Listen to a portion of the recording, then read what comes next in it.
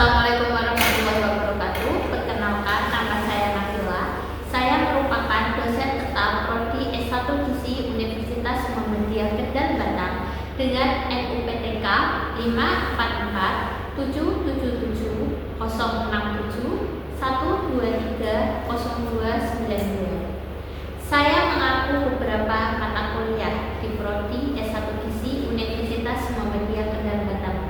Salah satunya adalah penilaian status gizi yang merupakan mata kuliah inti pada Prodi S1 Gizi. Mata kuliah ini memiliki bobot 3 SKS yang terdiri dari 2 SKS teori dan 1 SKS praktikum. Mata kuliah ini mengkombinasikan beberapa metode pembelajaran, yaitu metode ceramah, di mana dosen menyampaikan materi kepada mahasiswanya. Lalu metode kedua yaitu metode diskusi, di mana dosen memberikan kesempatan dan memfasilitasi kepada mahasiswa untuk bertanya terkait materi yang telah disampaikan. Dan yang terakhir metode studi kasus, di mana dosen membuat kelompok-kelompok kecil, lalu mahasiswa diarahkan untuk mendiskusikan materi ataupun kasus yang sudah diberikan. Deskripsi mata kuliah penilaian status gizi adalah mata kuliah yang membahas tentang prinsip, konsep, metode, dan teknik untuk menilai status gizi individu maupun kelompok.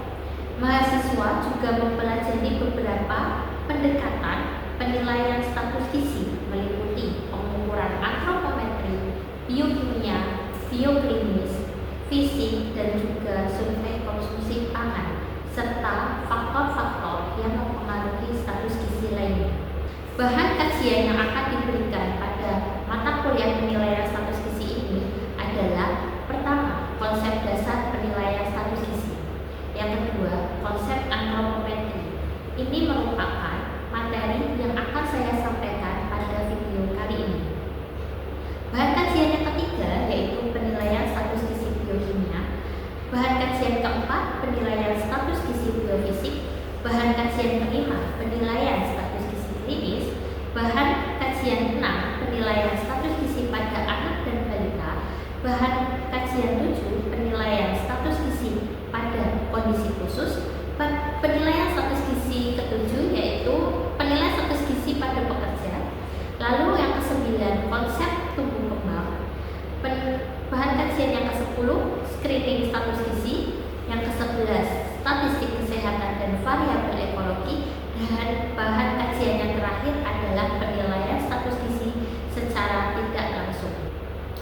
Untuk penilaian pada mata kuliah penilaian status gizi ini terdiri dari beberapa komponen, yaitu ada laporan praktikum sebesar 22%, tugas 3%, ujian praktikum 15%, ujian tengah semester 30%, dan ujian akhir semester 30%. Berikut merupakan contoh video pembelajaran penilaian status gizi yang dilakukan secara offline di ruang kelas. Assalamualaikum warahmatullahi wabarakatuh. Waalaikumsalam warahmatullahi wabarakatuh. Selamat siang semuanya. Siang, Bu. Oke, hari ini kita akan melakukan diskusi pembelajaran terkait mata kuliah apa? Penilaian status gizi. Nah, sebelum saya mulai, kita lebih baik berdoa terlebih dahulu, minta kepada Allah Subhanahu wa Ta'ala agar kita bisa diberikan kelancaran dan pemahaman yang lebih baik sebelum belajar.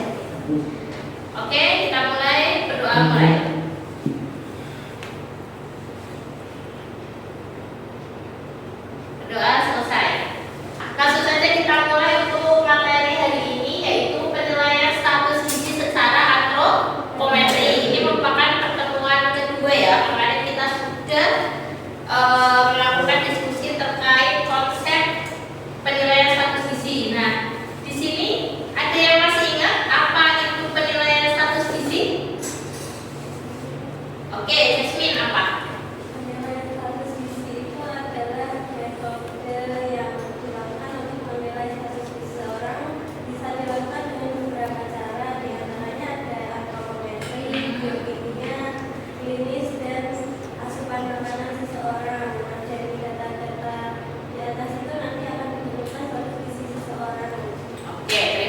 Jasmine. Sudah tepat, memang kurang sempurna di tadi yang di terakhir asupan gizi ya, bukan asupan gizi. Memang asupan gizi kita hitung, tapi dari survei konsumsi pangan. Ingat ya, kemarin kita sudah belajar terkait penilaian status gizi itu ada dari antropometri, biokimia, klinis, terus fisik, dan survei konsumsi pangan. Nah, kali ini kita masuk ke penilaian status gizi yang pertama, yaitu antropometri. Nah, sebelum kita masuk ke antropometri, silakan bawa B semuanya. Bawa. Nah, silakan kalian pretest terlebih dahulu, di scan, bisa barcode-nya di scan untuk melakukan pretest terlebih dahulu. Go, terlihat nggak?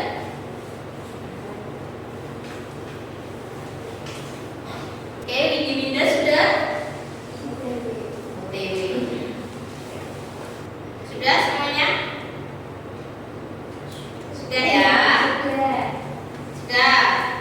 Oke, itu pretest. Nah, tadi saya sudah bertanya terkait penilaian status gizi itu apa. Nah, sekarang ini kan penilaian status gizi antropometri. Kira-kira status gizi antropometri itu apa?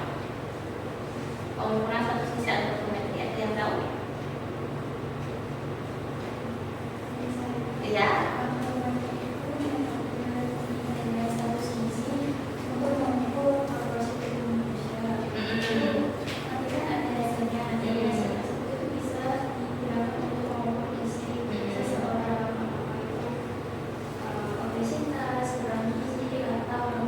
Oke, terima kasih. Intinya antropometri itu untuk mengukur ya, mengukur komposisi tubuh seseorang. Nah, di sini nih pengertian antropometri. Di sini saya mengambil dua pengertian antropometri. Yang pertama dari Gibson 2024 dan dari Kemenkes 2020. Dari Gibson itu metode untuk mengukur ukuran, bentuk, proporsi dan komposisi tubuh manusia pada berbagai usia dan kondisi status gizi, guna menilai pertumbuhan, perkembangan serta status gizi seseorang atau populasi. Sedangkan Kemenkes yaitu suatu metode yang digunakan untuk menilai ukuran proporsi dan komposisi tubuh manusia. Sama ya? Sama. Hanya yang membedakan di Gibson itu lebih disesuaikan dengan kondisi dan apa ya namanya ya, untuk menilai status gizi seseorang seperti itu. Sebenarnya tidak jauh beda antara Gibson dan Kemenkes. Kemenkes pasti mengambil dari Gibson ini. Gibson itu WHO ya dia ya. Nah, lanjut ini parameter antropometri. Parameter antropometri itu ada banyak sebenarnya. Ini hanya beberapa yang saya ambil. Yang pertama ada berat badan, tinggi badan atau panjang badan. IMT itu apa? Indeks massa tubuh. Lalu lingkar lengan atas, lingkar kepala, lingkar pinggang dan lingkar betis. Ada pertanyaan sampai sini? Ada pertanyaan tidak? Gak ada? Oke, apa? Jika kita bisa dengan peralatan terbatas, kira-kira apa parameter antropometri yang relasi? Yang paling gampang nggak itu kok? Oh, oke. Apa sih parameter antropometri yang paling mudah digunakan jika kita ada di desa? Nah, di sini ada beberapa ya, ada berat badan, tinggi badan, IMT dan lengan atas. Biasanya yang paling sering digunakan, paling mudah itu lingkar lengan atas. Karena kan lebih simpel ya dia. Nanti kita akan bahas satu persatu dari berat badan, tinggi badan dan sebagainya. Nah, sekarang saya mau tanya, kenapa perlu antropometri? Tadi kan udah ada nih definisinya. Kenapa perlu antropometri? Oh, jawabannya apa, Raisa nih? Monggo, jawabannya apa, Raisa? Oke, jawabannya, monggo. Untuk menentukan status gizi seseorang serta memantau pertumbuhan dan perkembangan dan bisa dilihat dari apakah itu seseorang bisa kekurangan gizi, stunting, wasting, atau obesitas. Oke, intinya untuk mengukur status gizi. Iya, benar. Tugas kita sebagai ahli gizi itu kan untuk menentukan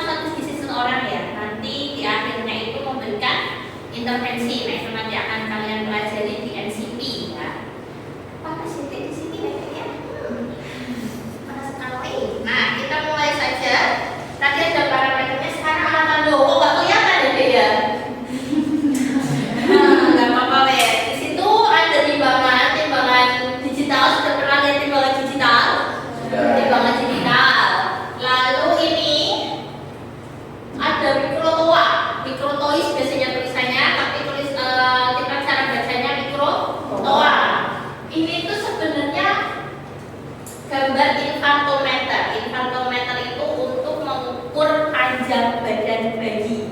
Yang biasanya kalau kalian pernah ke posyandu ditaruh di meja, nanti titik bayinya ditaruh di atasnya diukur kayak gitu, namanya infantometer. Lalu di sini ada untuk pengukuran lila, lingkar lengan atas dan lingkar lengan si bayi. Lalu yang terakhir ini skin fold caliper. Skin fold caliper itu untuk mengukur lipatan lemak kalian. Nah, ini yang benar siapa nih? Putra.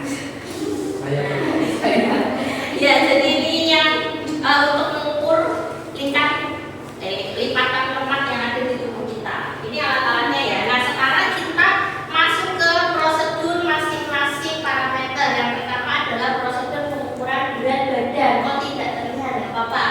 Oke, berat badan itu diukur menggunakan timbangan. Timbangan itu ada timbangan digital atau timbangan analog. Nah, untuk pembelajaran nanti kalian akan menggunakan timbangan analog, ya. Timbangan analog dengan ketelitian 0,1 kg. Jadi pertama kalian harus menaruh timbangan itu di tempat yang datar. Posisikan apa namanya? Pertama pastikan berada pada permukaan yang datar. Yang kedua periksa kondisi timbangan, ya. Dinolkan terlebih dahulu.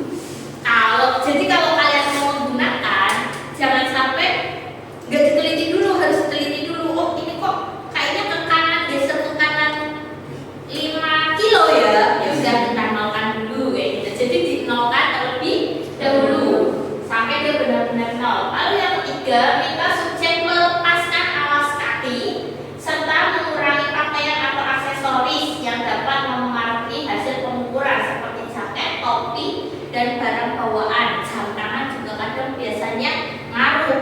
Kalau jam yang gede kan ada tuh yang stainless gede kayak gitu. Terus kita subjek berdiri tegak menghadap ke depan. Lalu pastikan tubuh subjek itu diam, pandangan lurus ke depan dan tangan berada di samping. Setelah itu tunggu hingga angka pada timbangan stabil dan catat. Nah, posisinya harus berhadapan, ya. Misalkan ini Wahyu di sini berdiri, saya di depannya, saya yang ngecek di depannya kayak gitu sampai dia stabil. Kalau timbangannya itu digital mah enak ya, langsung keluar tweet kayak gitu. Nilainya berapa? Kalau analog itu perlu apa ya, ketelitian. Waduh, ini nggak lihat lagi, nggak apa-apa wes. Prosedur pengukuran tinggi badan. Nah, tinggi badan itu tadi menggunakan mikrotoa. Pernah lihat mikrotoa? Nah, ini namanya mikrotoa. Caranya kalian harus mencari dinding yang rata.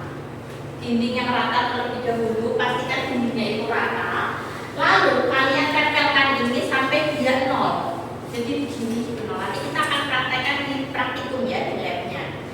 Pastikan ini sampai nol. Setelah itu ditempel, ya kan? Nah, bagi subjek yang akan diukur, pastikan dia aksesoris di belakangnya itu udah nggak ada. Jempol, ini kalau yang cewek-cewek ya ada jempolnya dilepas kayak gitu. Jadi pastikan tidak ada yang menghalangi. Lalu antara tumit, ini apa namanya deh? Tumit bener ya? Tumit, bokong itu nempel semuanya, nempel ke dinding, lalu diukur kayak gitu. Paham ya? Sudah bayangan ya. Lanjut pengukuran tinggi, udah tinggi badan udah. Nah, sekarang menghitung indeks massa tubuh ya. Indeks massa tubuh. Pernah belajar indeks massa tubuh ya deh ya? Di mana? Di ilmu gizi dasar. Indeks massa tubuh itu berat badan dibagi tinggi badan dalam meter yang lalu dikuadratkan. Nah, ini itu tabel sebenarnya klasifikasi berat badan berdasarkan indeks massa tubuh untuk Asia Pasifik. Nah, di sini dibagi menjadi 1, 2, 3, 4, 5. Yang pertama berat badan kurang, yang kedua normal, lalu berat badan lebih, berat obesitas 1, dan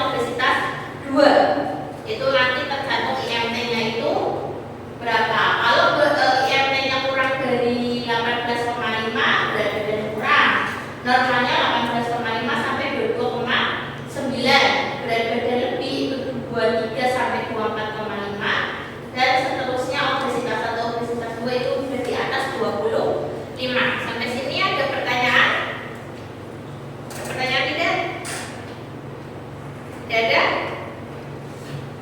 Saya pun. Ya, kakak. Mengapa berat badan saja tidak cukup untuk menentukan status gizi? Kenapa? Ada yang bisa menjawab, membantu menjawab? Ada nih. Kenapa berat badan itu tidak bisa menentukan status gizi itu? Karena berat badan itu kan gini deh. Berat badan ya, komposisi berat badan itu terlihatnya gimana ya cara menjelaskannya ya? Tidak bisa menggambarkan komposisi tubuhnya. Ya, tidak tahu kalau ini tuh komposisi tubuhnya itu berdasarkan banyak lemaknya aja, banyak ototnya, atau dia memang proporsional. Kayak misal tadi, kalau kalian misal status gizi hanya berdasarkan berat badan, atlet sopo Adirai, tahu ya Adirai, teman gitu kan. Kalau berat badannya ditimbang kira-kira gede, gede kan? Wah dia obesitas, gak bisa kan? Padahal dia massa ototnya yang lebih banyak. Saya yakin dibanding kalian itu massa ototnya lebih banyak dibanding kalian. Malah persen lemak tubuh kalian lebih banyak dibandingkan dia. Ya kan? Jangan pasti kalian akan insecure sendiri. Enggak, saya nggak mungkin lebih baik dari dia. Nah itu kenapa berat badan tidak bisa dijadikan patokan status gizi. Bisa diterima? Oke, terima kasih. Pertanyaannya ada lagi? Gak ada? Lanjut. Ini ada salah satu buku ya. Nah, lalu prosedur pengukuran lingkar lengan atas. Jadi di antropometri ini kita lebih banyak mengerti belajar tentang prosedur-prosedur. Nah ini nih, ini untuk mengukur tingkat lengan atas ya. Nanti kita akan praktikumkan di lab. Nah caranya di sini pertama siapkan Vitalila. Nah ini biasanya yang digunakan. Tadi ini menjawab pertanyaan dari Putra, apa yang bisa digunakan saat kita screening di mana alatnya terbatas. Pakai aja tuh, kalau di sana ada meteran bisa pakai meteran. Yang penting kita tahu batasnya adalah 23,5. Nah kita mulai ya dari prosedurnya. Yang pertama siapkan Vitalila. Minta subjek berdiri atau duduk dengan posisi tubuh rileks dan lengan kiri menggantung bebas di samping tubuh. Pada individu yang memiliki keterbatasan pada lengan kiri, pengukuran dapat dilakukan pada lengan kanan dengan mencatatnya, gitu ya. Lalu tentukan titik tengah lengan. Jadi kalian nanti menentukan si respondennya diukur dari sini, diambil tengah-tengahnya berapa, kayak gitu. Tentukan titik tengahnya. Lalu pertama tekuk, lalu raba dan tandai tulang bahu atau acromion serta ujung siku. Ukur jarak antara acromion dan olecranon, kemudian tentukan titik tengahnya dan beri tanda. Setelah ditandai, minta subjek meluruskan lengan dan membiarkannya menggantung rileks di sisi tubuh. Lingkarkan kode Vitalila pada tengahnya itu. Sudah seperti itu aja. Nanti kalau diukur ternyata dia kurang dari 23,5, berarti dia beresiko KIK. Gunanya lila ini untuk mengetahui resiko kekurangan energi kronis atau KIK. Biasanya di GD udah dijelasin tuh KIK, kekurangan energi kronis. Sekarang kelebihan dan kekurangan antropometri. Di sini kan penilaian status gizi tadi di awal sudah dijelaskan, ada antropometri, biokimia, biofisik, klinis, dan survei konsumsi mama. Ada 5. Nah, di sini yang pertama antropometri. Dia punya kelebihan deh, mudah, murah, cepat, non-invasif, cocok untuk survei lapangan. Ya, tapi kalau nanti alatnya benar-benar dibatas di sana hanya ada berat badan, bisa kita pakai berat badan. Badannya ya mungkin kita membuat meteran itu bisa aja kayak gitu, bisa. Biasanya kalau kita di tempat terbatas tuh ada aja idenya. Tapi kalau memang udah ada berat badan di badan, berarti itu bisa digunakan. Atau paling mudah di bawah ya pakai lila tadi. Nah kekurangannya dipengaruhi keterampilan pengukur dan variasi alat. Nah ini karena biasanya keahlian dari yang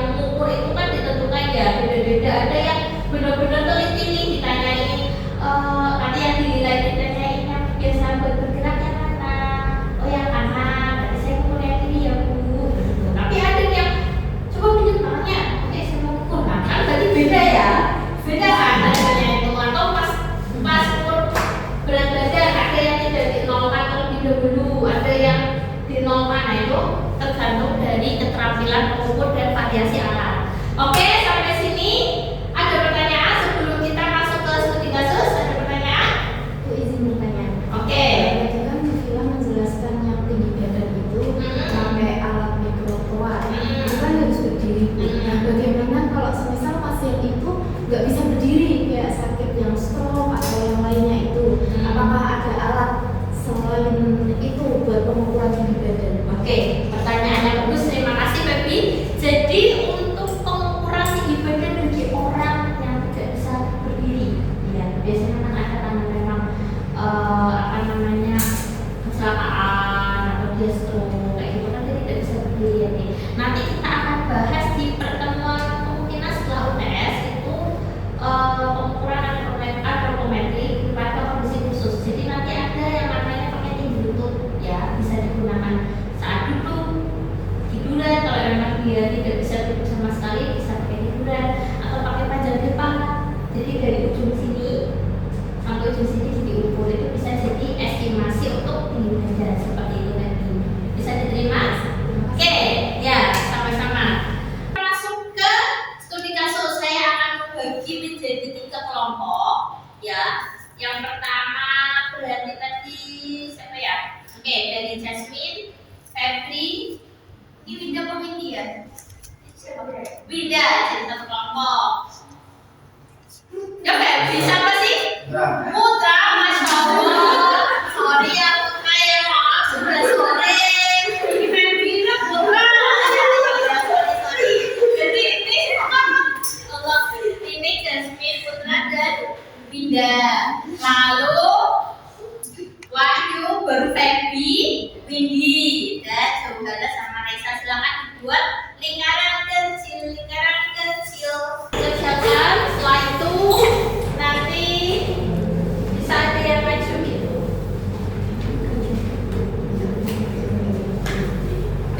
Apa aja nih yang kasusnya coba dibacakan Putra? Berdiri ya. Ya. Ya, kasusnya apa nih? Studi kasusnya yaitu seorang perempuan berumur 35 tahun datang ke puskesmas untuk melakukan konsultasi gizi. Hal pertama yang dilakukan oleh ahli gizi adalah melakukan pengukuran antropometri. Hasil pengukuran menunjukkan data sebagai berikut. Berat badan 78 kg. Yang kedua, tinggi badan 160 cm. Dan yang ketiga, lingkar pinggang 90 cm.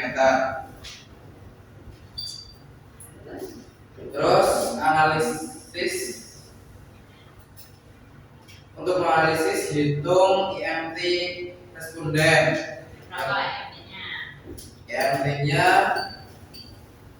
langsung hasilnya aja. Ya, Hasil IMT 30,47 kg per. Ya, terus Yang kedua, tentukan kategori status gizi responden. Kategorinya obesitas karena lebih dari 25,1 sampai 27,0. Yang ketiga, interpretasikan nilai lingkar pinggang. Lingkar pinggangnya dari 80 cm untuk wanita termasuk kategori obesitas. Yang keempat, 2 risiko kesehatan yang mungkin dialami. Yang pertama ada diabetes mellitus tipe 2. Yang kedua, penyakit kardiovaskular seperti hipertensi, jantung, dan stroke. Oke, terima kasih Putra. Silakan kita duduk. Tangan Putra. Oke, jadi ini ada tiga ya. Yang lain apakah hasilnya sama? Jadi MT itu dari mana deh? 78 bagi 1,6 ya. 1,6 itu aja hasilnya 30,47 kg per meter. Nah, jadi apa namanya? Ini tadi sudah masuk kategori obesitas 3 nih. Nah, di sini ini obesitas 2 lebih dari 30 berarti dia masuk obesitas, tapi obesitas yang sudah tipe 2, tingkat kedua ya, berarti penting. Jadi kalau kalian sudah jadi ahli gizi nanti benar-benar tugasnya berat sekali. Lalu status gizinya tadi udah RP-nya lebih dari 80. Ini perempuan ya tadi ya, lebih dari 80. 80 itu batasnya. Jadi kalian coba mulai diukur lingkar pinggangnya apakah lebih dari 80 atau tidak, karena itu bisa beresiko obesitas. Nah, yang di sini yang keempat ya, tadi untuk resikonya di sini sudah jelas ada obesitas.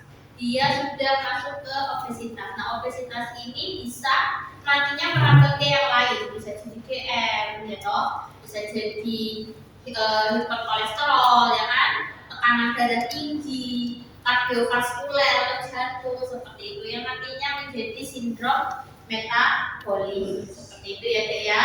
Oke, untuk ketika sesudah. Nah, jadi apa yang kamu simpulkan? Apa yang dapat kamu simpulkan dari mata kuliah ini? Ayo, apa kira-kira? Yang pertama, nanti penilaian absorptiometri, parameternya menggunakan baca BB berat badan, tinggi badan, tingkat lengan atas, tingkat kepala, tingkat pinggang, ya kan? Dengan alatnya tadi ada timbangan, ada trotoar, lalu ada infantometer, ya kan? Tadi ada skillful caliper itu untuk mengukur persen lemak tubuh ya, lipatan lemak itu nanti bisa diukur, bisa kita gunakan atau lebih mendalam di kondisi khusus itu juga bisa. Oke, sekian materi dari saya. Ini referensi yang bisa kalian dapatkan. Jadi bisa baca nih Principle of Nutrition Assessment ini dari WHO, Gibson tahun 2024 paling terbaru. Tapi memang ini bahasa Inggris. Nah, ini buat melatih kalian membaca bahasa Inggris gitu ya. Dan Kemenkes RI ini terkait standar atau